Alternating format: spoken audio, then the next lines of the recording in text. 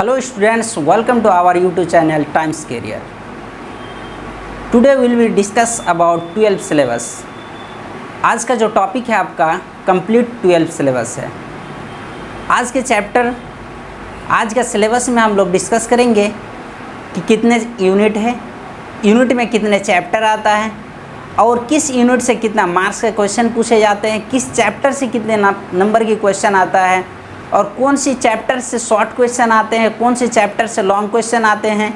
ये सारी बातों को हम लोग डिस्कस करेंगे, इसीलिए आप वीडियो को शुरू से अंत तक ज़रूर देखेंगे क्योंकि आपके लिए बहुत ही ज़्यादा हेल्पफुल होगा। और इसको जब तक आप लोग नहीं देखेंगे तब तक 12 के सिलेबस के बारे में नॉलेज नहीं हो पाएगी और 12 के सिलेबस के बारे में जब नॉलेज हो जाएगी तो आपको मैथमेटिक्स समझने में बहुत ही आसान होगा। तो चलिए टाइम नहीं लेते हुए स्टार्ट करते हैं क्लास 12 का सिलेबस।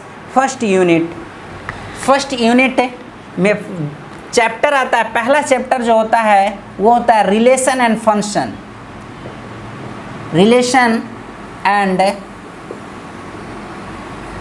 फंक्शन।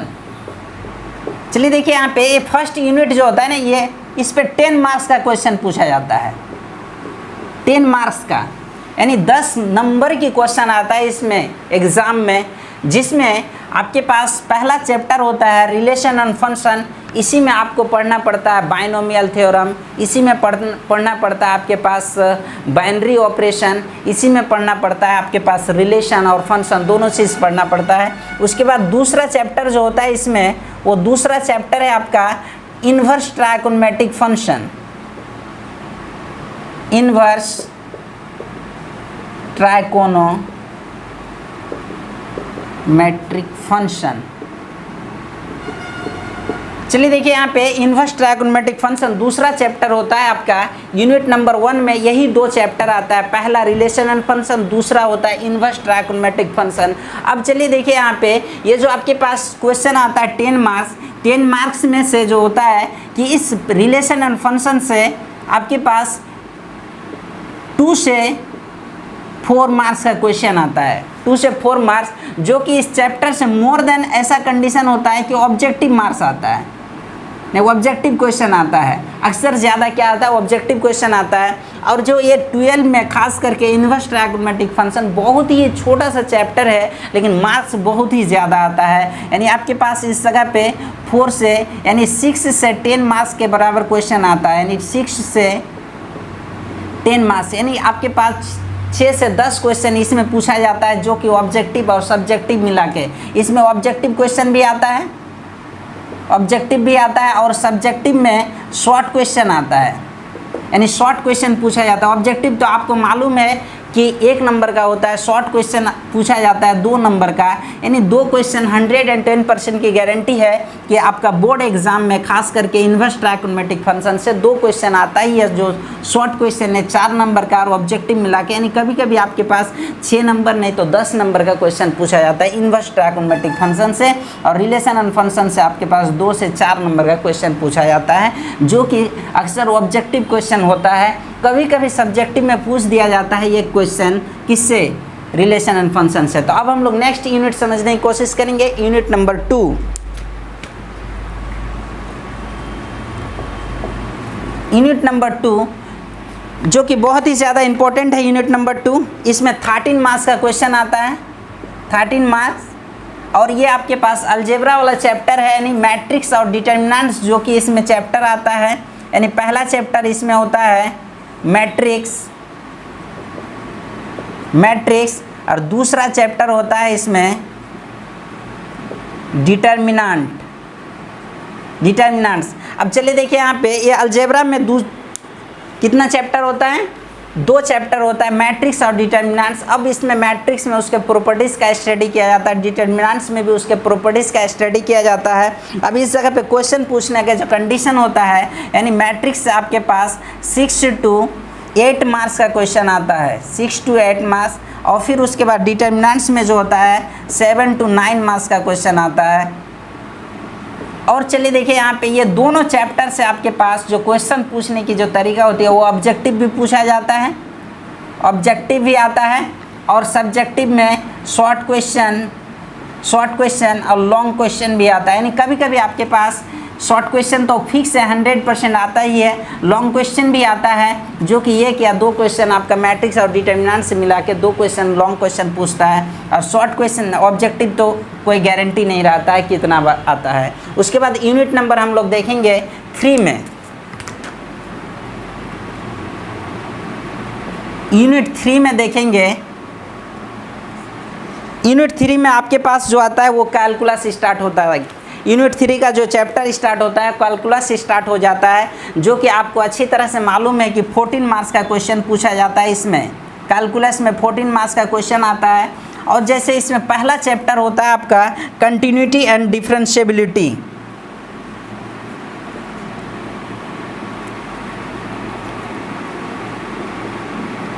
कंटिन्यूटी एंड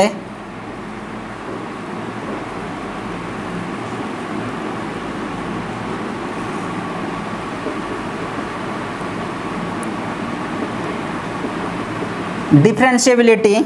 उसके बाद दूसरा चैप्टर इसमें होता है डिफरेंशिएशन।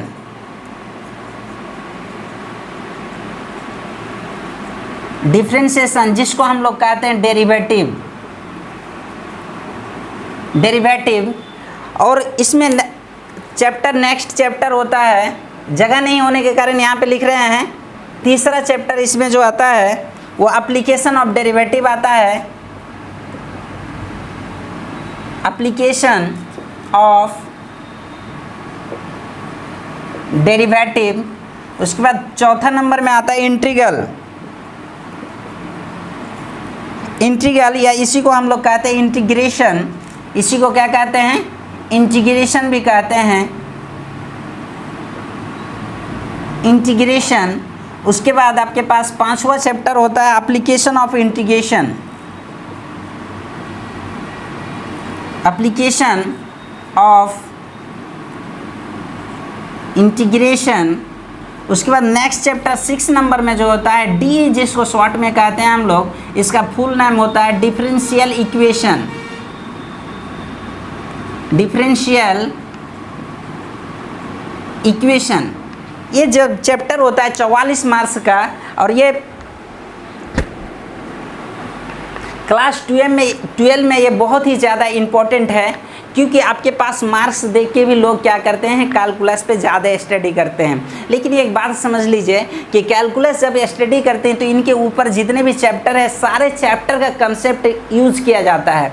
कैलकुलस को बहुत ही बेहतर बनाने के लिए आपको सबसे पहले क्या करना पड़ेगा, 11th का ट्रायगोनोमेट्रिक बहुत ही अच्छी तरह से स्टडी करना पड़ेगा। उसके बाद जब आप 12 में इन करेंगे तो उसके बाद इन्वर्स ट्रायगोनोमेट्रिक फंक्शन को भी बहुत ही बेहतर बनाना पड़ेगा। उसके बाद आपके पास मैट्रिक्स और डिटर्मिनेंट्स को भी समझना पड़ेगा। जब इतने सारे चैप्टर को आप अच्छी तरह से समझ जाएंगे तब कैलकुलस आपको बनाने में बहुत ही मज़ा आएगा, और ये भी क्वेश्चन आपसे मिस्टेक नहीं होगी, क्योंकि कैलकुलस का जो बेसिक फंडा होता है वो ट्रायगोनोमेट्रिक से होता है। उसके बाद इन्वर्स ट्रायगोनोमेट्रिक और मैट्रिक और डिटर्मिनेंट से भी होता है, इसीलिए आप कैलकुलस समझ सकेंगे। और कैलकुलस तो एक देख के ही लग रहा है कि बहुत ही इंपॉर्टेंट चैप्टर है। तो जब यह इंपॉर्टेंट है तो इसमें लॉन्ग, शॉर्ट और ऑब्जेक्टिव तीनों तरह का क्वेश्चन आता है। यानी लॉन्ग भी आता है क्वेश्चन, शॉर्ट भी आता है, और फिर उसके बाद ऑब्जेक्टिव तो होता ही है, फिक्स है। तो ये सारे क्वेश्चन इनमें से रहता है। और चलिए देखिए यहाँ पे आपके पास जो इंटीग्रेशन, एप्लीकेशन ऑफ इंटीग्रल, और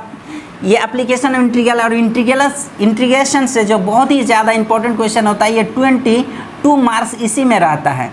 यानी इंटीग्रेशन से आपके पास 22 मार्क्स का क्वेश्चन आता है, और आपके पास जो कंटिन्यूटी एंड डेरिवेटिव से आपके पास, और एप्लीकेशन डेरिवेटिव से 22 मार्क्स का क्वेश्चन आता है। इसीलिए बहुत ही ज़्यादा इंपॉर्टेंट होता है कैलकुलस। और कैलकुलस जब आप समझ जाते हैं तो कोई भी कम्पिटिटिव एग्जाम भी आप इजी गोइंग में कैलकुलस के थ्रू सॉल्यूशन कर सकते हैं। और एक बात कि जब कैलकुलस का जितने भी फॉर्मूलाज होते हैं उसका प्रूफ करने के लिए आपको लिमिट जानना अति आवश्यक है। जब तक आप लिमिट नहीं जानेंगे तो कैलकुलस का एक भी फॉर्मूला का प्रूफ नहीं कर पाएंगे। इसीलिए लिमिट को भी आपको जानना बहुत ही ज़्यादा जरूरी है। तो इस तरह से आपका यूनिट नंबर 3 खत्म हो रहा है, और ये आपके पास सब्जेक्टिव ऑब्जेक्टिव पूछने की तरीका है मास। और जैसे 2022 में जो 2022 में क्वेश्चन पूछा जाएगा, आपके पास 200 नंबर का क्वेश्चन पूछा जाएगा, जिसमें 100 नंबर का आंसर देना है। वही कंडीशन जैसे 2021 में रहा वही रहेगा। तो इसमें कंडीशन क्या होता है कि 44 के जगह पे आपके पास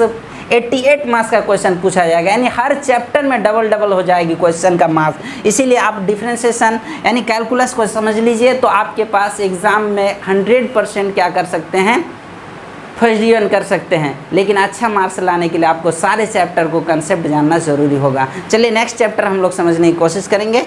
नेक्स्ट यूनिट समझने की कोशिश करते हैं, यूनिट नंबर 4। यूनिट नंबर 4 जो आपका है वो वेक्टर एंड 3D का होता है, जो कि 17 मार्क्स का क्वेश्चन आता है। इसमें कितना मार्क्स, 17 मार्क्स, 17 मार्क्स का क्वेश्चन आता है। पहला चैप्टर इसमें जो होता है यूनिट नंबर 4 में, वो पहला चैप्टर होता है वेक्टर। वेक्टर, उसके बाद दूसरा चैप्टर होता है आपके पास 3 डायमेंशनल, 3 डायमेंशनल कोऑर्डिनेट ज्योमेट्री।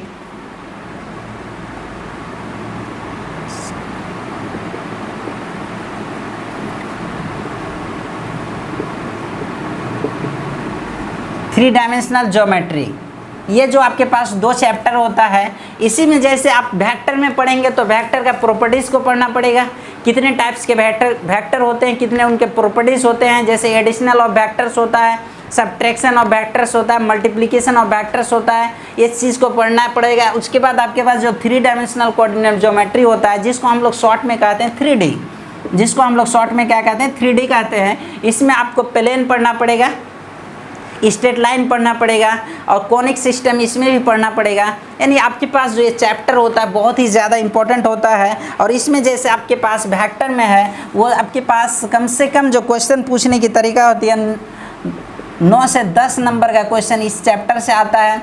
उसके बाद आपके पास 3 डायमेंशनल में भी वही कंडीशन होता है कि 9 से 10 नंबर का क्वेश्चन आता है, 9 से 10 नंबर का क्वेश्चन आता है। यानी कभी कभी कम बेस हो ही जाता है, लेकिन ये दोनों चैप्टर मिला के आपके पास 17 मार्क्स का क्वेश्चन पूछा जाता है। अब बहुत ही ज़्यादा इंपॉर्टेंट होता है ये चैप्टर भी।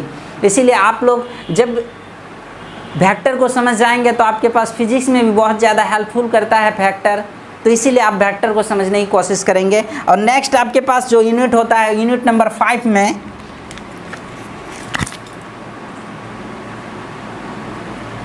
यूनिट नंबर 5 जो होता है उसमें आपके पास क्वेश्चन आता है लीनियर प्रोग्रामिंग प्रोग्रेशन, जो आपके पास 6 मार्क्स का क्वेश्चन आता है, 6 मार्क्स। और जो चैप्टर का नाम हो यही चैप्टर है लीनियर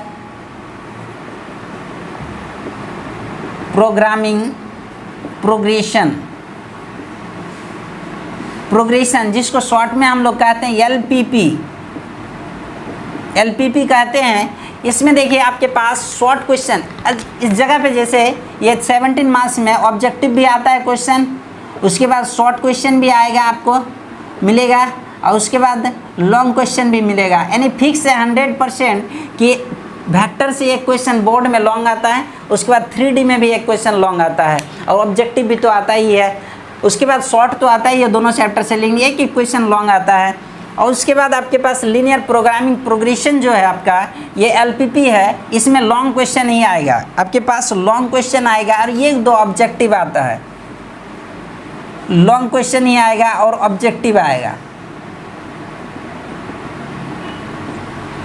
शॉर्ट क्वेश्चन नहीं आता है, किससे, यूनिट नंबर 5 यानी लीनियर प्रोग्रामिंग प्रोग्रेशन से आपके पास कभी भी शॉर्ट क्वेश्चन नहीं आता है, हमेशा लॉन्ग क्वेश्चन और क्या होता है शॉर्ट क्वेश्चन यानी ऑब्जेक्टिव आता है। उसके बाद नेक्स्ट हमारे पास जो यूनिट है वो यूनिट 5 है। यूनिट 5 जो है आपके पास यूनिट 6। अब यूनिट 6 जो आपका लास्ट यूनिट है, इसमें सिर्फ प्रोबेबिलिटी आता है। क्या होता है, प्रोबेबिलिटी, एक ही चैप्टर होता है इसमें।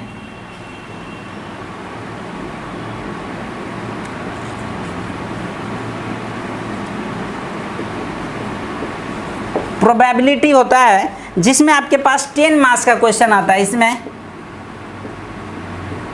10 मार्क्स का क्वेश्चन आता है जिसमें सारे फैकल्टी होता है, यानी ऑब्जेक्टिव भी इसमें मिलेगा, सब्जेक्टिव भी मिलेगा, और सब्जेक्टिव में आपके पास लॉन्ग भी मिलेगा और शॉर्ट भी मिलेगा। यानी कभी कभी रियर केस में क्या आता है, लॉन्ग क्वेश्चन पूछा जाता है, लेकिन इस चैप्टर से अक्सर ऑब्जेक्टिव और सब्जेक्टिव भी आता है।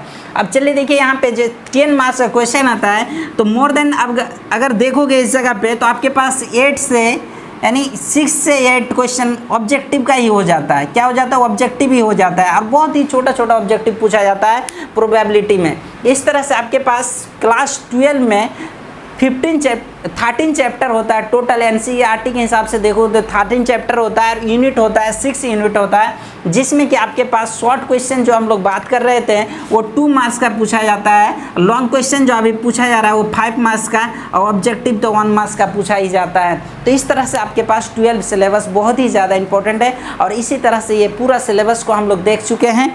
और एक बात इसमें मैं आप लोगों के सामने यही शेयर करना चाहता हूँ कि एनसीईआरटी बुक में आपके पास जो चैप्टर होता है उसी चैप्टर से क्वेश्चन क्या बोर्ड एग्जाम में आता है, ये 110% की गारंटी। लेकिन यहाँ पे बात होती है कि सर एनसीईआरटी में तो उतने ऑब्जेक्टिव नहीं होता है, फिर ऑब्जेक्टिव वहाँ से वो कहाँ से लाते हैं। लेकिन ऑब्जेक्टिव जो होता है एनसीईआरटी का कंसेप्ट से ही होता है, लेकिन वो ऑब्जेक्टिव फुल्ली एनसीईआरटी में आपको नहीं मिलेगी। इसीलिए आपको कोई भी टेक्स्ट बुक या आपके पास जैसे कोई कम्पिटिटिव जो बुक निकलता है या क्वेश्चन बैंक निकलता है उस चीज़ को आप स्टडी करके आप ऑब्जेक्टिव का क्लियर कर सकते हैं। लेकिन सब्जेक्टिव के लिए आपके एनसीईआरटी ही काफ़ी है, एनसीईआरटी से ही पूछे जाएंगे।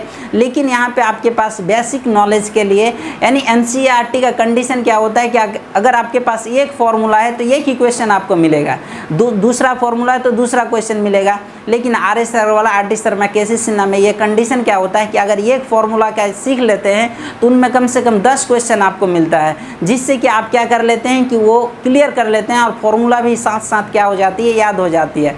खास करके मैथमेटिक्स में क्या होता है कि आप जितना प्रैक्टिस करेंगे उतना ज़्यादा आपको नॉलेज होगी। इसीलिए कहता है कि higher study higher problem, no study no problem. अगर आप स्टडी नहीं करोगे तो आपको कोई परेशानी ही नहीं होगी, और जितना आप पढ़ोगे उतना ज़्यादा आपको क्या आएगी, परेशानी आएगी। इसीलिए आप पढ़ना सीखिए और परेशानी को झेलना सीखिए। अभी अगर आप झेल जाएंगे तो आगे जाके आप वही परेशानी झेलने के कारण इंजॉय के साथ लाइफ बिताएंगे। तो चलिए आज का सेशन यहीं से ख़त्म करते हैं। आप लोगों को बहुत बहुत थैंक्स।